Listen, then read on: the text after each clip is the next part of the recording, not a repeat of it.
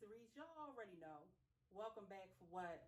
A quick little video. So with this being said, we're going to go ahead and we're going to jump right into this actual video.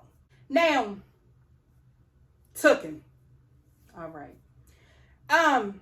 Yeah. So I'm a little, discombobulated and everything. Okay, so I watched a video where as though you were enrolling the twins into, I guess, Head Start. What got me was the fact that you said you had to get the twins birth certificates. I'm gonna be honest, I don't know what mother does not have her children's birth certificates. That's very, very weird to me. So you mean to tell me you don't have their birth certificates? That lead me to think about, do you have their social security cards? I'm assuming that you do, because I think that they would need that as well. Now, as I sat there and I watched this video, what got me and made me think was this. Jesus Christ. There could have been a lot of things that you are asking for would have already been taken care of. And I'm going to say it again. There have been a lot of things that you have been asking money for that could have already been taken care of. So going back to Bentley, this actual dog that you so-called had to have, you said that you paid $2,500 for. You would have been able to get birth certificates. You would have been able to get all the big ticket items and the other ticket items off of your registry that don't even need to be bought. You would have been able to take care of all of that. You would have been able to take care of, what was going down with your children's school supplies and everything. You would have been able to actually take care of that, and you wouldn't have to ask or beg a soul for anything. So what got me was this right here, when you said that Philip's mom was paying for one of the birth certificates. I said, no, baby. No, she did not just say that. So I took the liberty to go ahead and rewind the video, and it came back through in my ears again, you stating that you asked Philip's mom, basically, to pay for one of the twins' birth certificates. And that made me think. So I'm thinking, I said, wait a minute. That can't be no more than what, $20 to $25? But yet, you said that your rent was over $2,000.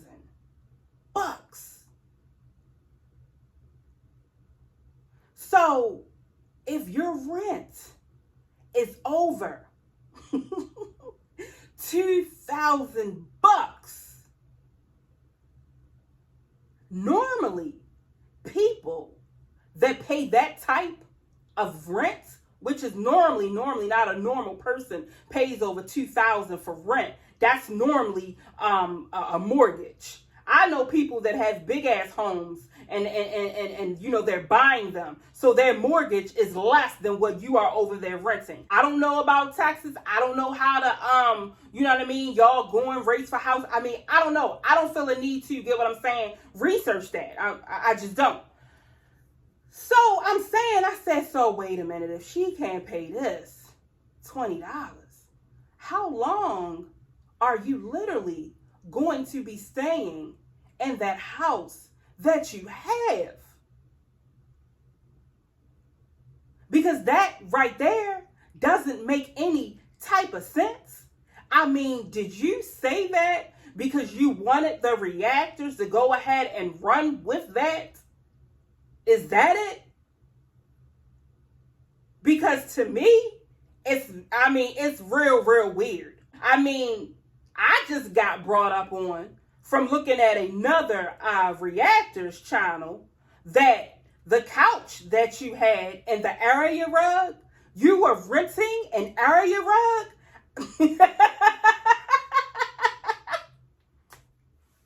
I'm sorry, I didn't even know, Jasmine. You schooled the shit out of me. Yes, you did. Because I didn't even know that you could rent an area rug. Renting an area rug is basically like renting a toaster with 2 slots. It's like renting a regular size beater. It's like renting a Keurig machine for the coffee. When I heard that, I said, I know y'all did not just tell me in this live that Jasmine was renting an area rug that you could have got from Walmart for like $60 or $80.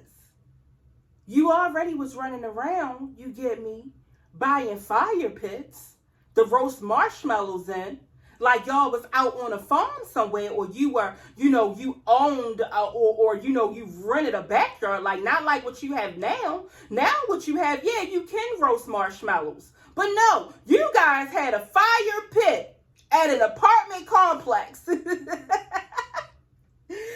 front of the garage outside roasting marshmallows. Let me tell y'all something. If I lived in that building, and I was to walk past and come, y'all, I would have looked. I'm about telling y'all, I probably would have passed out. And I can tell you right now, Jasmine and Chris, they the type, when somebody walk past the fireplace at the complex, would you like one? And they looking like, hell no, I don't want one. This is in front of a garage. Y'all couldn't take this over to somebody that had a home, a single family home? Yeah. So you doing that. You doing that, right. And you even went ahead on and you decided to call yourself redecorating and buying stuff. See, that's what we mean, Tookin. You need to learn how to budget your money. You need to learn how to buy the bare necessities that you need. Because then when it comes down to little stuff like this, like prime example, when it get cold or whatever, okay, your kid, it will be snow on the ground. You had to make it a snowman last time out of slush, okay. Aiden had socks on his hands, all right. One of the girls had boots that were not waterproof. They were like the Uggs. You could see that her feet was wet. Aiden had on the sneakers where the slush and everything was getting in there. And we could already tell, that they was wet. They didn't even have hats on. So, knowing that, the winter is coming now and you got extra money, why don't you try to get them some gloves? Get them some long johns. Make sure they have appropriate coat. Make sure that they have stocking caps and stuff. Yeah. Instead of waiting for the winter to come and they want to go outside and you dress them up for failure, and then everybody that you are actually, premiering this video to is like, why don't they have correct winter stuff on? Yeah. I was so that's the stuff that you actually do.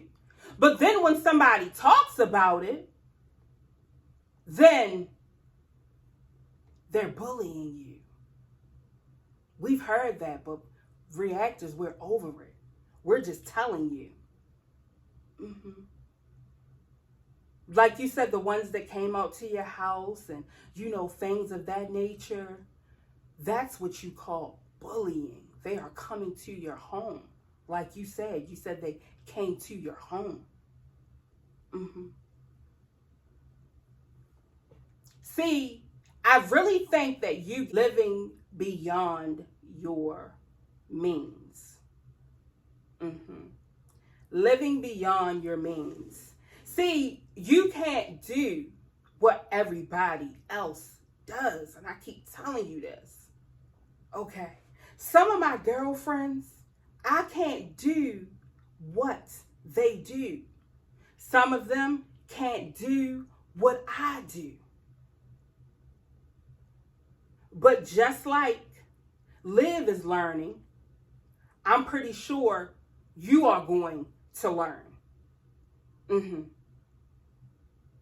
Because to me calling my in-laws and asking them to get one of the twins' birth certificates, and it's like $20, that is embarrassing to me. Hanging up the phone with you asking me that, and I'll go ahead and cash app you. But after the phone is hung up, I am sitting there talking to my husband like, she didn't have $20 to get the birth certificates, but yet we see her on the internet moving into a new home. Yeah, absolutely. So this is my thing as well.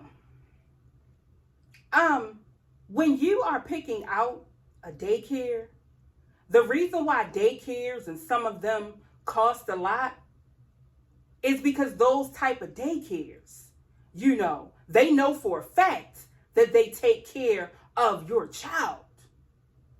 Okay. When picking out a daycare, that is not something you want to rush and do. Picking out a daycare is like picking out a car. You just don't go pick it and then go with it. You research that daycare.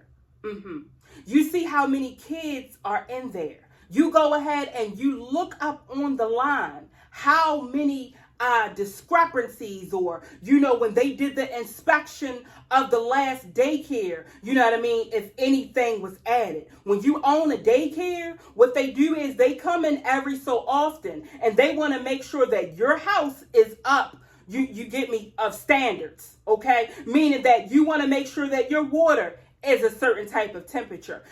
You want to make sure if they have a playground outside that the area is completely fenced in. You want to know what type of food does this daycare give the children. You get me? You want to know some daycares that are real good, they do organic food. Okay, those are the type of things that, you want to know. Okay, you want to know, what does the play area look like? You understand me? You want to know. You just don't go and pick out a daycare. That's not what you do. You want your child to be able to be taken care of while you are not there. Very well. You don't want to come back to the daycare and your twins got 2 black eyes and the daycare provider don't even know. And then on top of that, once you research it, okay, and see if they have any type of discrepancies on their license, you notice that they did this to another child. Those are the things that you can avoid before it even happens. So no, you just don't go pick a daycare because it's cheaper. No, that's not what you do. My sister-in-law, she has a daycare, okay? She has a 24-hour daycare, okay? Needless to say, her daycare is excellent. She has people on a waiting list asking to come to her daycare because of how well she treats the kids, because of how well she watches them, because of how well she teaches them. See, some people, a daycare is, they feed them, let them have a nap, they can run all around the house. They're not teaching your kids anything. So yeah, you may want to look into the background of the daycare, which you want this birth certificate for. You may want to look them up and make sure that all of this stuff is accredited and everything is up to date and there are no discrepancies. Because the way that you were talking, you wasn't really concerned about the things that I'm telling you. You was just more concerned about getting them out of your house underneath of you to someone else that can watch him while basically you sit at home and do God knows what. But anyway, yeah. I mean, I gotta be honest, I was confused. Okay? So with that being said, y'all, I'm going to slide on up off of here, and I will see all of you beautiful people in the next video later.